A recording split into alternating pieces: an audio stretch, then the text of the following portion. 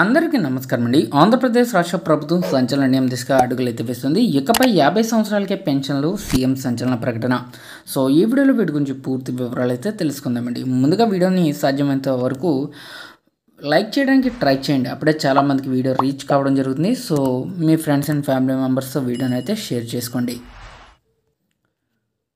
ఆంధ్రప్రదేశ్ ప్రభుత్వం సంచలన ప్రకటన.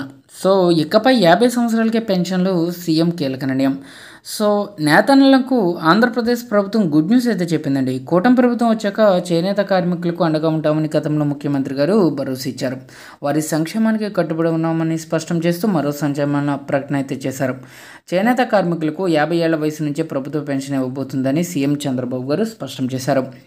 సో అతి చిన్న వయసులోనే నేతలు అనారోగ్యాల బారిన పడ్డమే ఈ నిర్ణయం తీసుకోవడం కారణమని ఆయన చెప్పారు. సో ఇక్కడ 11వ జాతీయ చేనేత దినోత్సవ కార్యక్రమంలో ముఖ్య అతిథిగా సీఎం చంద్రబాబు నాయుడు గారు పాల్గొన్నారు. గుంటూరు జిల్లా మంగళగిరిలో జరిగిన ఈ సభలో చేనేత కార్మికులను ఉద్దేశించి మాట్లాడారు.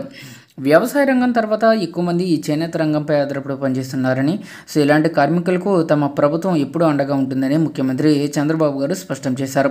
సో ఇక్కడ చేనేత కార్మికులకు 27 కోట్ల రూపాయల రుణాలను 55,500 మందికి అందించామని, అదేవిధంగా 90,765 కుటుంబాలకు 100 యూనిట్ల వరకు ఫ్రీ కరెంటు కల్పించామని ఆయన గుర్తు చేశారు. సో అంతేకాకుండా మరమగ్గాల కార్మికులకు కూడా తమ మద్దతు విస్తరిస్తామని కూటమి ప్రభుత్వం అండగా నిలుస్తుందని సీఎం చంద్రబాబు గారు హామీ ఇచ్చారు.